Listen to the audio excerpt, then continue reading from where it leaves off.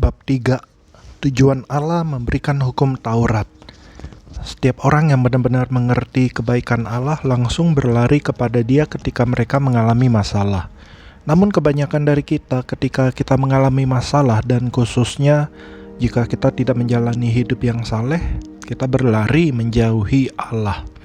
Apa yang pertama kali terjadi ketika kita berbuat dosa dan hati nurani kita mengingatkan kita bahwa kita telah melakukan hal yang salah?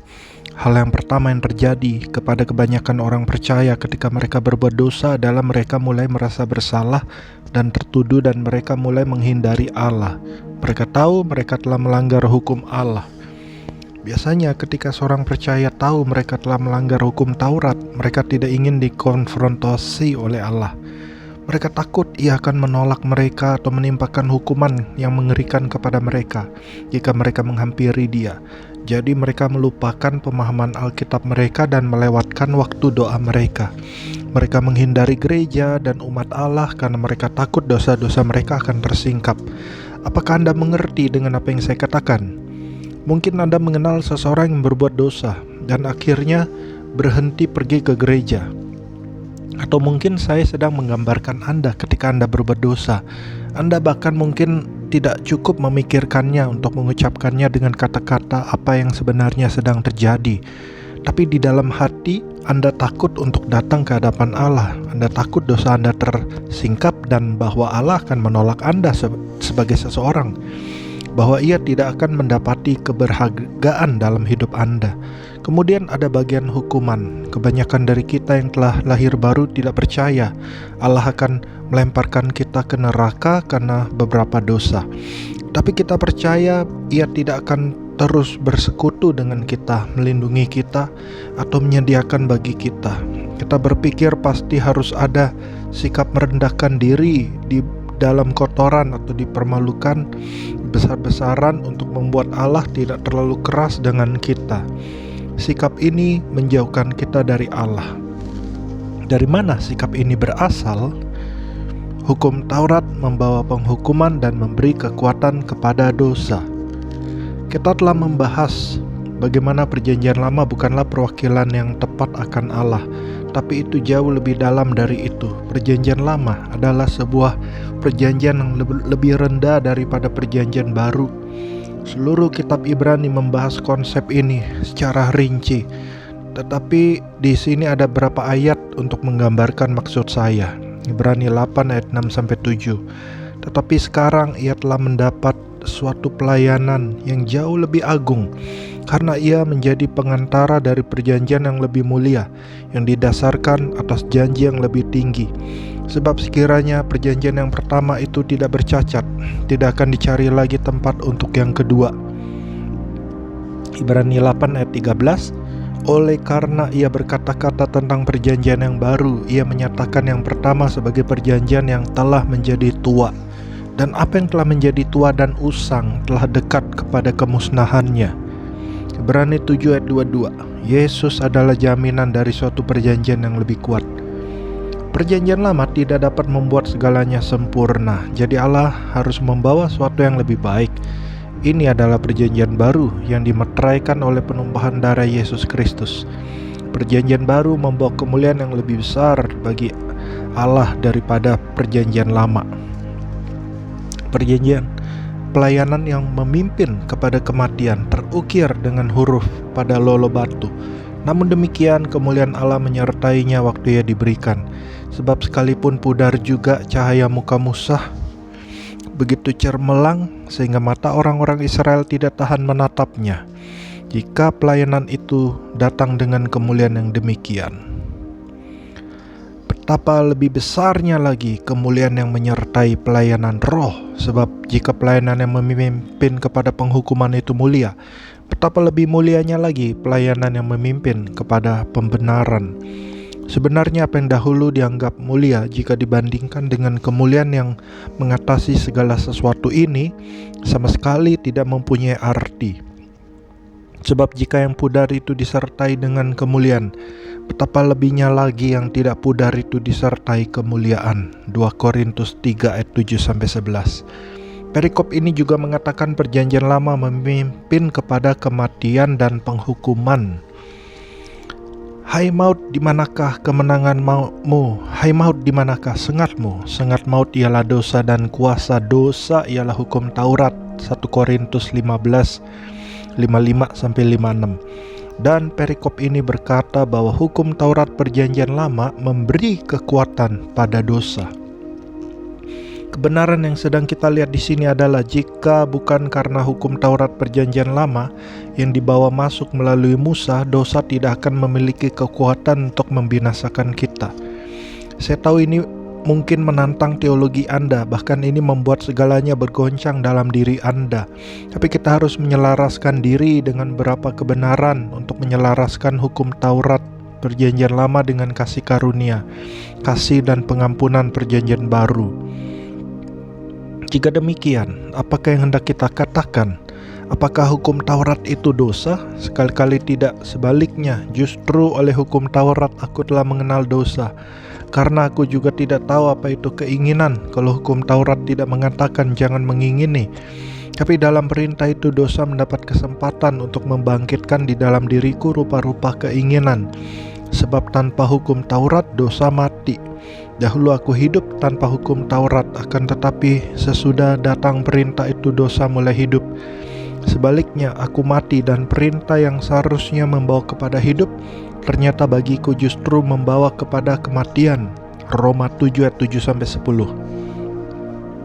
Apakah Anda tahu ada masa dalam hidup Anda ketika dosa mati? Kemudian Anda mendapatkan pengetahuan tentang yang benar dan salah, dan hukum Taurat menjadi Anda mengerti. Dosa memang telah ada sebelumnya, tapi itu tidak menguasai atau mengendalikan Anda. Dosa itu sudah mati. Saat Anda dikonfrontasi dengan Taurat dan melihat standar Allah yang kudus dan sempurna, Anda menyadari betapa berdosanya Anda. Nafsu birahi adalah hawa nafsu atau keinginan yang tidak terkendali. Apakah Anda tahu bahwa hukum Taurat perjanjian lama sebenarnya menarik hawa nafsu dan keinginan yang tak terkendali dari diri Anda? Anda mendengar perintah jangan mengingini milik sesamamu, dan Anda melihat diri Anda sebagai seseorang yang sangat iri hati. Hukum Taurat membawa Anda kepada dosa, menghidupkannya dan menghukum Anda karenanya. Roma 3 ayat 19. Tapi kita tahu bahwa segala sesuatu yang tercantum dalam kitab Taurat ditujukan kepada mereka yang hidup di bawah hukum Taurat, supaya tersumbat setiap mulut dan seluruh dunia jatuh ke bawah hukuman Allah. Pernahkah Anda merasa bersalah? Apakah Anda tahu dari mana itu berasal? Anda mendapatkannya melalui hukum Taurat, melalui perjanjian lama. Hukum Taurat membuat Anda merasa bersalah. Itu menghukum Anda menurut 2 Korintus 3 ayat 9 dan Roma 3 ayat 19. Namun tuduhan tidak boleh disamakan dengan templakan Roh Kudus. Puji Tuhan untuk kuasa penemplakan Roh Kudus. Ia ada di dalam Anda dan akan membuat Anda tahu dengan segera jika apa yang sedang Anda pikir untuk lakukan atau telah lakukan adalah dosa atau bukan kehendak Allah bagi hidup Anda. Penemplakan menarik Anda kepada Allah dan memimpin Anda di jalan-jalannya. Tapi penghukuman menjauhkan Anda dari keintiman dengan Allah dan membuat Anda merasa tidak berdaya melakukan apapun selain dosa. Kebanyakan orang percaya akan setuju bahwa setan adalah pemulai dari penghukuman. Tapi salah satu hal terbesar yang ia gunakan untuk menimpakan penghukuman kepada kita adalah hukum Taurat perjanjian lama. Kita seringkali menghardik penghukuman dari iblis, tapi terkadang penghukuman berasal dari pikiran yang dibangun di dalam kita melalui agama. Kita perlu membersihkan diri kita dari pikiran-pikiran yang berhubungan dengan ayat-ayat perjanjian lama. Sebuah mimpi berulang-ulang yang saya alami waktu remaja adalah saya menghisap sebuah rokok dan saya masuk neraka karenanya. Ini adalah contoh murni tentang bagaimana hukum Taurat menghukum kita, membunuh kita, dan mengirim kita ke neraka. Roma 3:20. Sebab tidak seorang pun yang dapat dibenarkan di hadapan Allah oleh karena melakukan hukum Taurat, karena justru oleh hukum Taurat orang mengenal dosa. Alkitab berkata tujuan hukum Taurat adalah memberi Anda pengetahuan akan dosa, bukan pengetahuan tentang Yesus, Allah, pengampunan, atau pengajaran apapun yang tidak diekspresikan dengan baik melalui Tuhan Yesus Kristus. Hukum Taurat mengarahkan perhatian Anda kepada diri Anda, dosa Anda, dan ketidaklayakan Anda. Saya diajar untuk melakukan ini di awal tahun-tahun pelatihan agama saya. Sebagai anak-anak, kami diajar untuk menulis sebuah daftar dosa.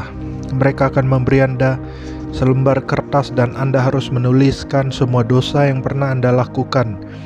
Saya harus minta selembar kertas lagi. Saya mungkin menjalani kehidupan yang lebih baik daripada kebanyakan orang, tapi saya terobsesi dengan dosa saya daripada berfokus kepada Yesus. Orang-orang mengira bahwa jika Anda melihat betapa buruknya Anda akan jijik kepada diri Anda dan berbalik kepada Allah. Tapi itu tidak pernah terjadi demikian. Dengan membuat daftar dosa saya menjadi sangat jijik dengan diri saya, sehingga yang dapat saya pikirkan adalah diri saya sendiri. Saya tidak memiliki waktu untuk Allah, karena saya sangat disibukkan dengan betapa banyaknya saya telah gagal. Inilah posisi kebanyakan orang-orang beragama hari ini. Bukan karena mereka berpikir lebih tinggi tentang diri mereka daripada yang seharusnya. Kebanyakan dari kita, orang-orang Kristen, berpikir lebih rendah tentang diri kita sendiri daripada yang seharusnya. Kita sangat berpusat pada diri sendiri, dikuasai diri, selalu berpikir kita tidak mungkin hidup benar bagi Allah. Para pengajar saya dulu memberitahu saya bahwa semakin buruk saya memikirkan diri saya, semakin saya akan diremukkan dan terbuka bagi Allah untuk memakai saya.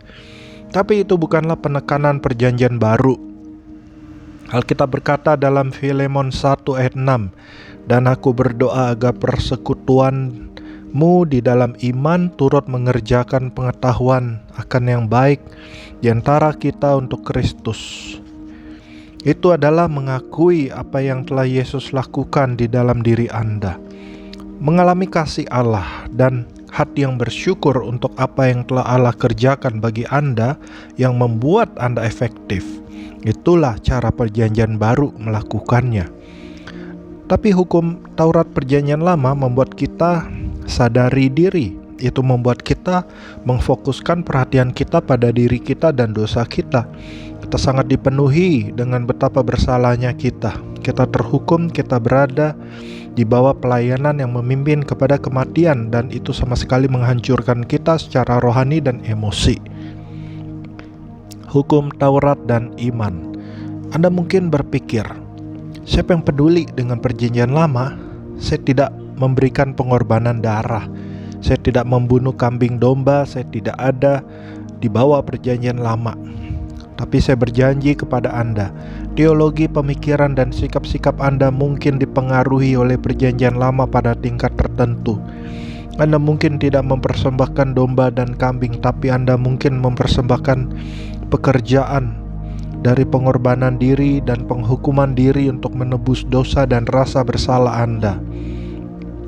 Sifat agamawi dari hukum Taurat akan menghalangi Anda dari apa yang seharusnya Anda lakukan, dari berjalan dalam keintiman dengan Allah. Ketika Anda berbuat dosa, hukum Taurat membuat Anda berfokus pada dosa Anda, dan berfokus pada dosa akan menghalangi Anda dari masuk ke ruang Maha Kudus dan memanggil Allah Aba Bapa, yang adalah satu-satunya jalan Anda dapat dibebaskan dari dosa. Hukum Taurat menghalangi kita dari jenis keintiman itu karena kita hanya melihat murka, penghakiman, dan hukuman Allah atas dosa kita. Ketika hukum Taurat menyingkapkan dosa kita, ketidakberlayakan kita, dan rasa bersalah kita, biasanya kita menjauh dari Allah daripada mendekati Allah. Nah, tidak semuanya dari Kejadian sampai Maleakhi adalah hukum Taurat. Ada banyak juga iman dalam perjanjian lama, tapi Anda harus mencarinya.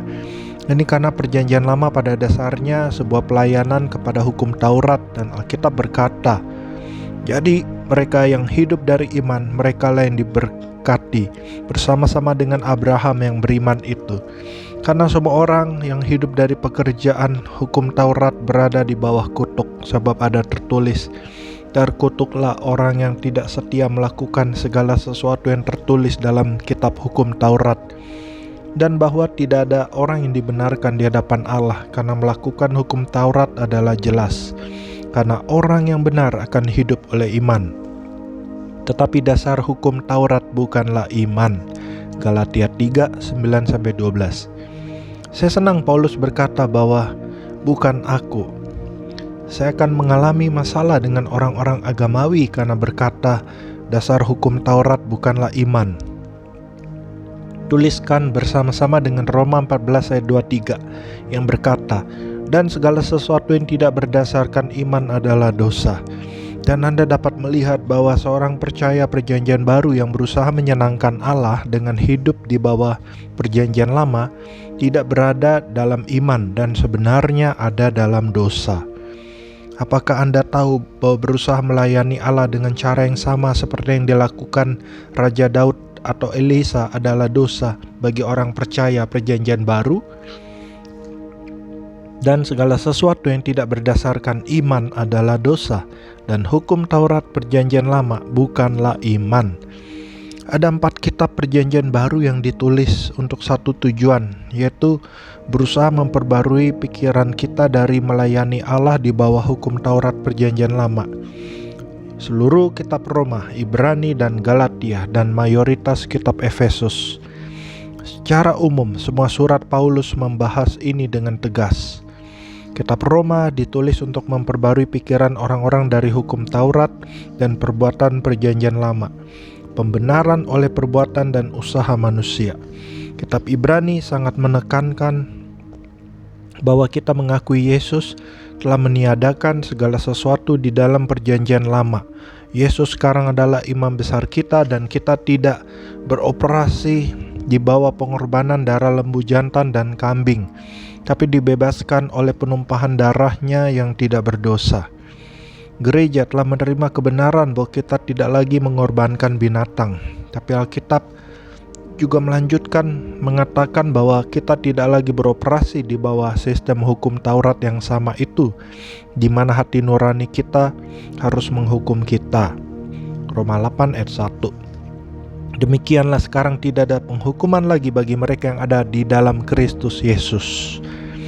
Sebab jika hal itu mungkin, pasti orang tidak mempersembahkan korban lagi, sebab mereka melakukan ibadah itu tidak sadar lagi akan dosa setelah disucikan sekali untuk selama-lamanya. Ibrani 10 ayat 2. Alkitab berkata, hati nurani orang-orang percaya seharusnya dibersihkan agar tidak lagi memiliki kesadaran akan dosa. Itu artinya tidak ada kesadaran akan dosa lagi. Mungkin ada cukup banyak orang yang akan mau melempari saya dengan batu karena mengatakan ini. Mereka sedang berkata, saudara, berani sekali Anda. Saya percaya kita harus memenuhi 10 hukum Allah. Kita harus hidup di bawah hukum Taurat perjanjian lama. Banyak orang percaya Anda harus memenuhi hukum Taurat, tapi kebanyakan dari mereka tidak dapat menyebutkan 10 hukum Allah. Di samping itu, tidak hanya ada 10 hukum saja, ada ratusan hukum dalam hukum Taurat perjanjian lama. Kebanyakan orang tidak mengetahui mereka, namun mereka bersikeras kita harus hidup di bawah mereka. Sebenarnya itu tidak konsisten. Seseorang yang benar-benar percaya dengan hukum Taurat harus tahu apa hukum-hukum itu. Ada banyak ayat yang menyebutkan ini. Kamu tahu bahwa tidak seorang pun yang dibenarkan oleh karena melakukan hukum Taurat, tetapi hanya oleh karena iman dalam Kristus Yesus. Sebab itu, kami pun telah percaya kepada Kristus Yesus supaya kami dibenarkan oleh karena iman dalam Kristus dan bukan oleh karena melakukan hukum Taurat. Sebab tidak ada seorang pun yang dibenarkan oleh karena melakukan hukum Taurat. Tetapi jika kami sendiri, sementara kami berusaha untuk dibenarkan dalam Kristus, ternyata adalah orang-orang berdosa, apakah hal itu berarti bahwa Kristus adalah pelayan dosa? Sekali-kali tidak. Karena jikalau aku membangun kembali apa yang telah kurombak, aku menyatakan diriku sebagai pelanggar hukum Taurat. Sebab aku telah mati oleh hukum Taurat untuk hukum Taurat, supaya aku hidup untuk Allah. Aku telah disalibkan dengan Kristus. Namun aku hidup, tetapi bukan lagi aku sendiri yang hidup, melainkan Kristus yang hidup di dalam aku. Dan hidupku yang kuhidupi sekarang di dalam daging adalah hidup oleh iman dalam Anak Allah yang telah mengasihi aku dan menyerahkan dirinya untuk aku. Aku tidak menolak kasih karunia Allah, sebab sekiranya ada kebenaran oleh hukum Taurat, maka sia-sialah kematian Kristus. Galatia 2:16-21. Apakah Anda tahu bahwa kematian Yesus tidak berlaku jika hidup di bawah hukum Taurat Perjanjian Lama adalah cara untuk menyenangkan Allah dan dibenarkan oleh Dia? Itu membuat kematian Kristus sia-sia. Anda akan merusak fungsi kasih karunia Allah. Banyak dari kita telah secara tidak sadar merusak fungsi kasih karunia Allah, kebaikannya, kasihnya, dan kemurahannya yang diberikan kepada kita, karena kita tidak mengerti siapa Allah sebenarnya dan seperti apa Dia sebenarnya. Galatia 5:1. Supaya kita sungguh-sungguh merdeka, Kristus telah memerdekakan kita. Karena itu berdirilah teguh dan jangan mau lagi dikenakan kuk penghambaan. Apakah Anda tahu dari apa Ia membebaskan kita? Berapa orang akan berkata dosa. Tapi apakah kekuatan dosa? Kekuatan dosa adalah hukum Taurat. Seluruh kitab Galatia menunjukkan kepada kita bahwa Yesus Kristus membuat kita bebas dari perbudakan hukum Taurat Perjanjian Lama yang menghukum kita. Hukum adalah untuk anak-anak. Kita telah melihat dalam 2 Korintus 3:7-9 bahwa hukum Taurat Perjanjian Lama adalah pelayanan yang memimpin kepada kematian dan penghukuman. Apakah itu terdengar seperti hal-hal yang ingin Allah lakukan? Apakah Allah ingin melayani kematian kepada kita? Apakah Ia ingin membuat kita merasa terhukum? Itu tidak pernah menjadi maksud Allah. Kita melihat dalam Roma 3:19-20 bahwa oleh hukum Taurat kita menerima pengetahuan akan dosa, sehingga semua orang dapat menjadi bersalah dan setiap mulut seharusnya diberhentikan di hadapan Allah. Hukum Taurat memberi kita pengetahuan akan dosa dan itu membuat kita merasa bersalah di hadapan Allah. 1 Korintus 15:5-6 berkata, kuasa dosa ialah hukum Taurat. Hukum Taurat sebenarnya memberi kekuatan kepada dosa. Tetapi dalam perintah itu dosa mendapat kesempatan untuk membangkitkan di dalam diriku rupa-rupa keinginan, sebab tanpa hukum Taurat dosa mati. Dahulu aku hidup tanpa hukum Taurat, akan tetapi sesudah datang perintah itu dosa mulai hidup. Sebaliknya aku mati dan perintah yang seharusnya membawa kepada hidup ternyata bagiku justru membawa kepada kematian. Sebab dalam perintah itu dosa mendapat kesempatan untuk menipu aku dan oleh perintah itu ia membunuh aku. Dosa menghasilkan efek-efek negatif. Hukum Taurat menghasilkan efek-efek negatif. Hukum Taurat membuat kita mengetahui dosa kita dan itu membuat kita putus asa tentang bagaimana kita akan pernah mendekati Allah.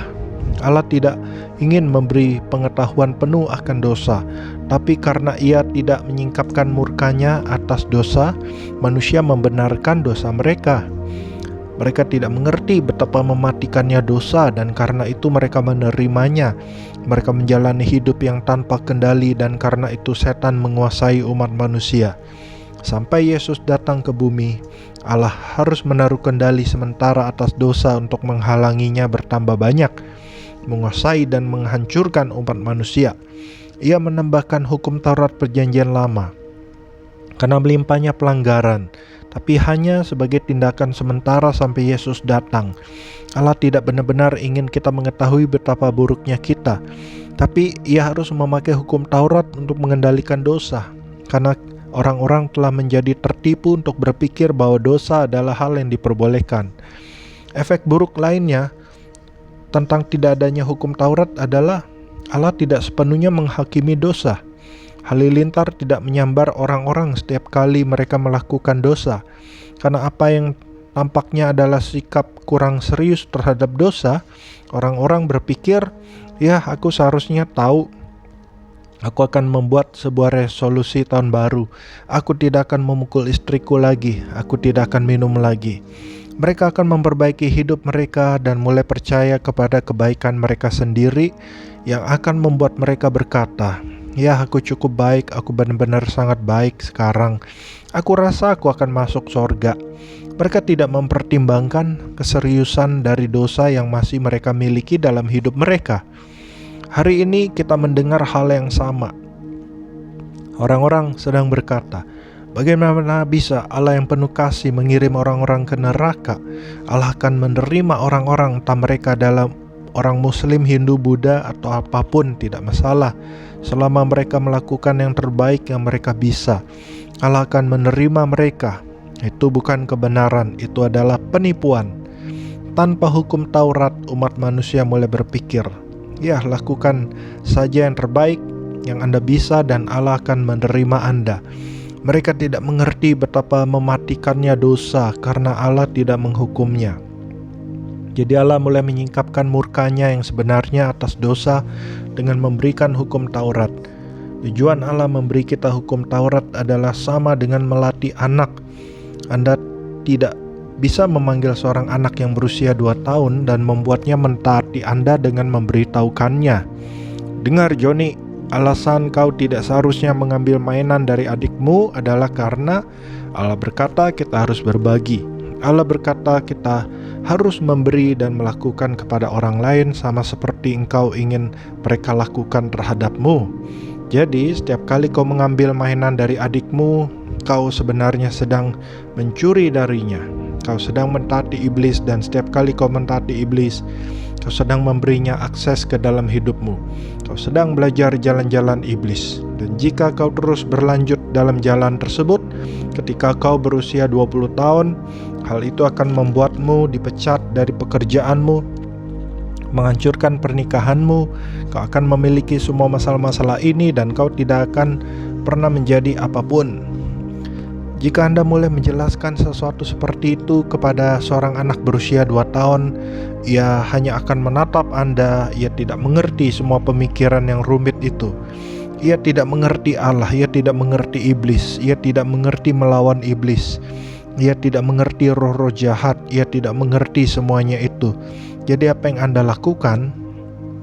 Berapa orang hanya berkata, ya, aku akan meninggalkan mereka sendirian sampai mereka cukup tua untuk mengerti. Wah, jika Anda menunggu selama itu, Anda ada dalam masalah. Allah memberi kita tindakan sementara untuk berurusan dengan perilaku yang salah dalam diri anak-anak kecil. Alkitab menyebutnya tongkat, tetapi kebanyakan orang menyebutnya memukul atau mendapatkan pukulan keras. Anda dapat berhasil membuat seorang anak berusia 2 tahun untuk taat dengan berkata, kau mungkin tidak mengetahui apapun tentang Allah atau iblis, tapi jika kau melakukan itu lagi, kau akan dipukul. Sang anak mungkin tidak mengetahui siapa iblis, tapi lain kali iblis berkata, curi mainan itu atau pukul anak itu. Mereka akan berkata tidak.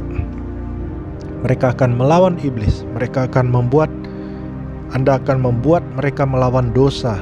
Anda dapat membuat mereka menyesuaikan diri dengan standar kekudusan karena takut dihukum. Ini terjadi tanpa mereka mengetahui apa dosa itu atau siapa iblis. Anda dapat membuat mereka takut kepada tongkat itu, dan saya menjamin Anda itu akan membuat mereka taat. Untuk sementara waktu tongkat itu baik dan berguna, tapi dalam jangka panjang, jika itu adalah satu-satunya motivasi yang dimiliki orang untuk hidup kudus, itu berbahaya. Takut mendapatkan pukulan bukanlah motivasi yang benar bagi orang dewasa. Itu adalah tindakan sementara yang kita pakai sampai seorang anak dapat mengerti. Ketika saya masih kecil, ibu saya sering menyuruh saya untuk tidak menyeberang jalan tanpa melihat kanan kiri. Jika saya tidak melihat kanan kiri sebelum saya menyeberang jalan, entah ada mobil yang sedang lewat atau tidak, saya akan dipukul ibu. Pada usia itu saya dapat mengerti bahwa saya akan dipukul jika saya berlari di depan sebuah mobil. Tetapi saya tidak takut tertabrak mobil karena saya tidak mengerti jenis akibat itu. Yang saya takuti adalah mendapat pukulan ibu. Karena saya dapat mengerti akan hal itu, dan rasa takut ini membuat saya melihat ke kiri ke kanan ketika saya menyeberang jalan. Sekarang saya sudah dewasa. Dapatkah Anda membayangkan seperti apa kelihatannya jika Anda mulai menyeberang jalan dan saya menyadari, saya belum melihat kiri kanan. Ketika saya sampai ke seberang dan tidak ditabrak mobil, saya hanya akan gemetar dan berkata, "Oh, tolong jangan bilang ibuku. Jangan ada yang memberitahu ibuku apa yang telah kulakukan. Jika ia mengetahuinya, ia akan memukulku." Anda akan berpikir saya aneh. Anda akan menatap saya dan berkata, "Apa yang salah denganmu?" Alasan sebenarnya melihat ke kiri kanan sebelum Anda menyeberang jalan bukanlah karena ibu Anda memukul Anda, tetapi karena cepat lambat Anda akan ditabrak oleh sebuah truk karena Anda tidak melakukannya. Sebagai seorang dewasa, saya sudah keluar dari kekuasaan ibu saya. Ibu saya tidak akan memukul saya jika saya tidak melihat kiri kanan, tapi tetap adalah bijaksana untuk melihat kiri kanan karena saya ingin memelihara hidup saya. Namun sampai saya memiliki akal sehat, tongkat itu digunakan sebagai kendali atas saya untuk menghalangi saya melakukan hal-hal yang salah. Itulah sebabnya Allah memberikan hukum Taurat. Itu hanyalah tindakan sementara yang mengacu kepada jawaban permanen. Orang-orang perjanjian lama belum lahir baru. Mereka tidak dapat menerima pengetahuan yang diwahyukan seperti kita. 1 Korintus 2 ayat 14 mengatakan, "Tetapi manusia duniawi tidak menerima apa yang berasal dari Roh Allah, karena hal itu baginya adalah suatu kebodohan dan ia tidak dapat memahaminya, sebab hal itu hanya dapat dinilai secara rohani." Orang-orang perjanjian lama tidak mengerti hal-hal yang sedang saya bicarakan. Jadi Allah memberi mereka sebuah kendali fisik, sesuatu yang dapat mereka mengerti. Mereka sedang berpikir, ya dosa tidak begitu buruk. Jadi Allah berkata, "Menurutmu begitu? Kau melakukan ini. Kau mengumpulkan kayu api di hari Sabat, dan aku harus merajammu sampai mati." Tiba-tiba mereka mulai menyadari bahwa Allah tidak menyukai cara hidup mereka di hari Sabat. Allah berkata, "Jika kau tidak membayar perpuluhan, kau terkutuk dengan sebuah kutuk." Kemudian orang-orang berkata, "Aku rasa Allah ingin aku memberi perpuluhan." Allah berkata, "Jika kau membunuh, maka kau akan dibunuh. Mata ganti mata, gigi ganti gigi, tangan ganti tangan, dan kaki ganti kaki." Mereka mendapatkan sebuah pengertian baru tentang betapa seriusnya dosa. Ketika Allah mulai menyingkapkan murkanya atas dosa, tiba-tiba orang-orang mulai menyadari apa yang mereka kira benar dan salah sama sekali salah. Hati nurani mereka telah dicemari dan mati. Jadi Allah harus membantu mereka menyadari apa yang sebenarnya benar dan salah. Hukum Taurat menghidupkan hati nurani mereka. Penggunaan yang benar dari hukum Taurat. Galatia 3 ayat 23, "Sebelum iman itu datang, kita berada di bawah pengawalan hukum Taurat dan dikurung sampai iman itu telah dinyatakan." Orang-orang telah mempercayai diri mereka sendiri untuk keselamatan dan berpikir, "Ya, aku benar-benar sangat baik. Aku tidak melakukan apapun yang buruk dalam waktu lama dan pasti aku benar sekarang." Setelah hukum Taurat diberikan, mereka mulai menyadari, bahkan jika aku tidak pernah berbuat dosa lagi, aku tidak dapat melakukan apapun untuk menebus dosa masa laluku. Mereka mulai menyadari keputusasaan dari keadaan mereka. Kita tahu bahwa hukum Taurat itu baik kalau tepat digunakan, yakni dengan keinsafan bahwa hukum Taurat itu bukanlah bagi orang benar, melainkan bagi orang durhaka dan orang lalim, bagi orang fasik dan orang berdosa, bagi orang duniawi dan yang tak beragama, bagi pembunuh bapa dan pembunuh ibu, bagi pembunuh pada umumnya, bagi orang cabul dan pemburit, bagi penculik, bagi pendusta, bagi orang makan sumpah, dan seterusnya. Segala sesuatu yang bertentangan dengan ajaran sehat. Ada tujuan dan penggunaan yang benar dari hukum Taurat. Tujuan yang benar dari hukum Taurat adalah untuk memberi pewahyuan kepada seseorang yang tidak melihat kebutuhannya akan Allah. Seseorang yang tidak mengerti ia telah bersalah terhadap Allah, telah menipu diri mereka sendiri, dan hukum Taurat dapat digunakan untuk menunjukkan bahwa mereka tidak akan masuk surga tanpa keselamatan melalui Yesus. Saya pernah melayani di Houston, Texas ketika seorang pria berdiri di salah satu ibadah saya dan mulai berteriak kepada saya. Saya berusaha berbicara kepadanya, tapi ia bahkan tidak peduli. Akhirnya saya hanya menghardik dia dan menyuruhnya duduk, dan ia melakukannya. Setelah ibadah itu selesai, ia maju ke depan dan duduk di barisan depan. Ia sangat dipengaruhi obat-obatan dan hampir tidak bisa berbicara kepada saya. Saya memberitahu dia, Allah mengasihimu dan Allah ingin mengubah hidupmu. Ia dapat membebaskanmu dan mengeluarkanmu dari perbudakan. Pria itu berkata, aku tidak punya masalah apapun.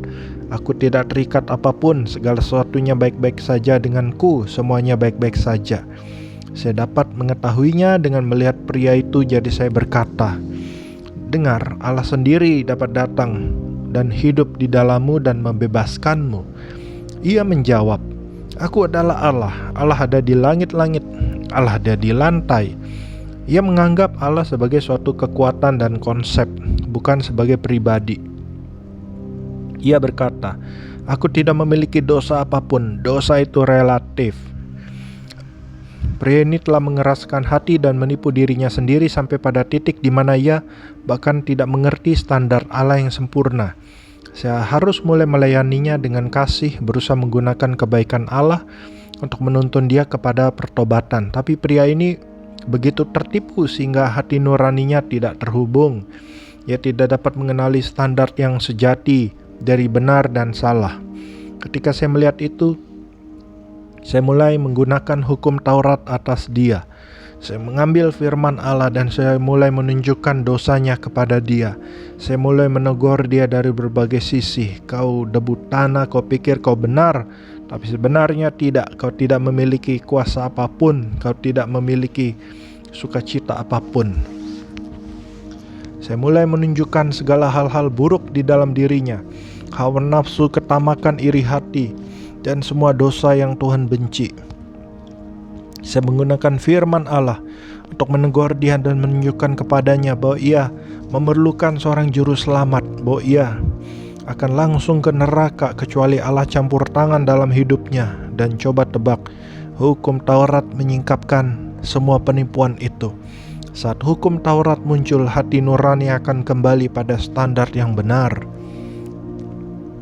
Saya tidak peduli betapa tertipunya seseorang atau berapa banyaknya mereka berpikir narkoba tidak apa-apa, seks bebas tidak apa-apa, dosa relatif.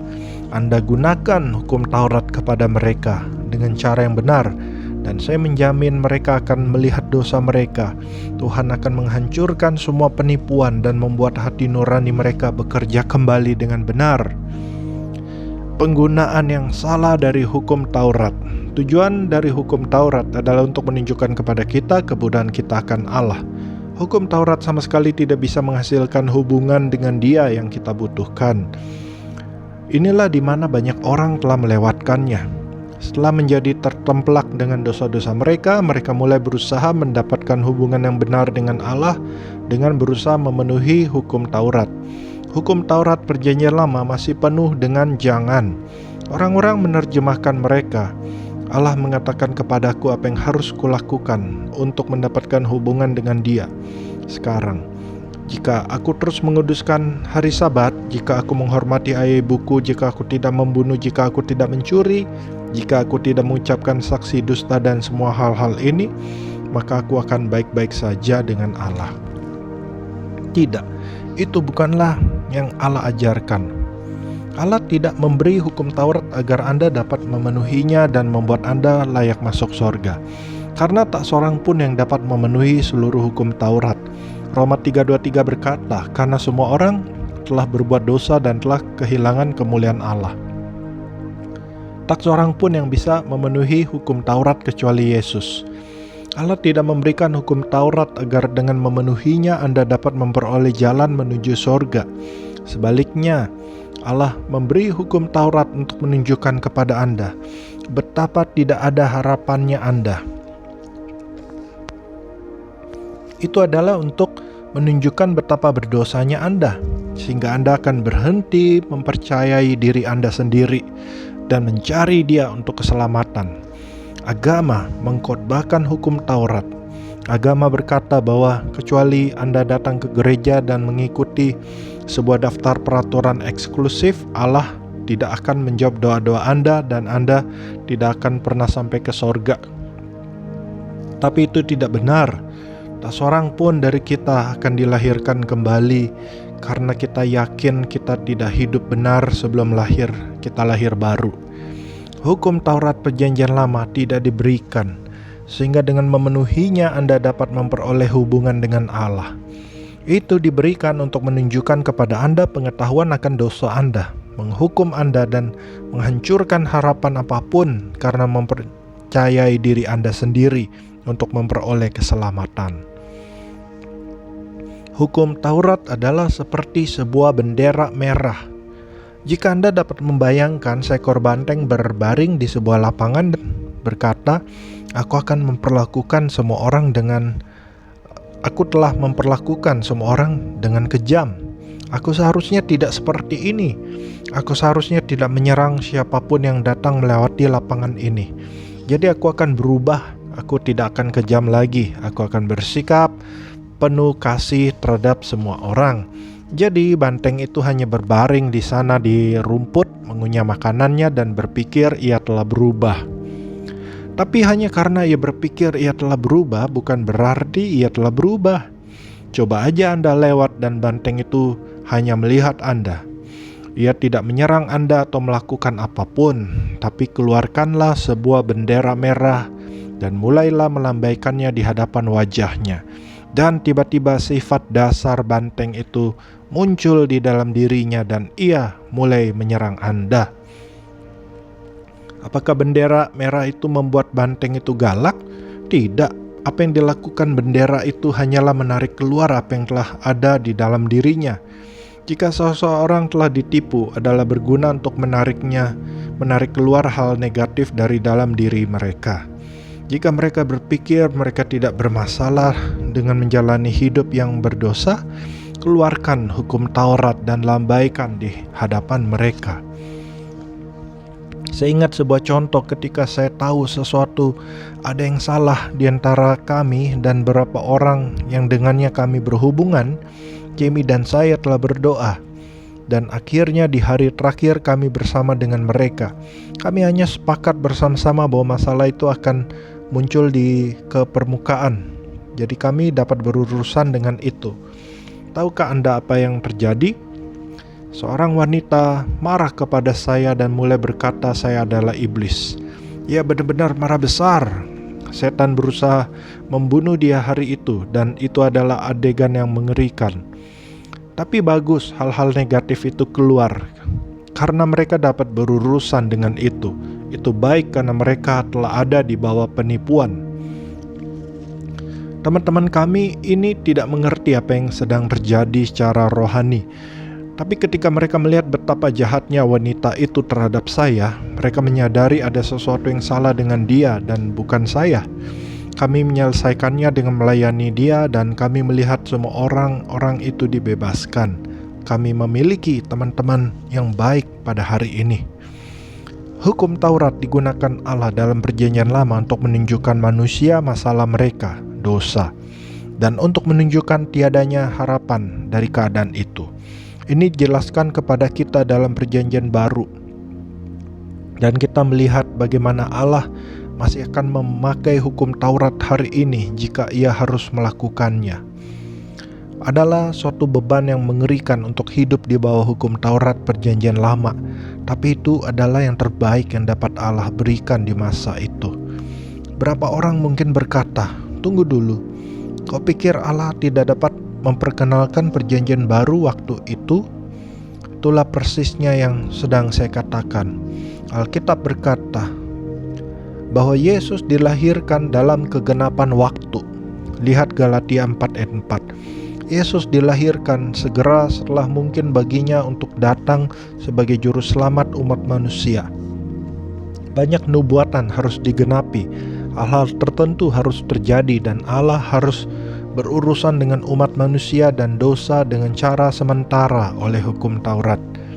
Sayangnya cara sementara itu telah diterjemahkan oleh banyak orang sebagai perwakilan yang sebenarnya dari cara Allah.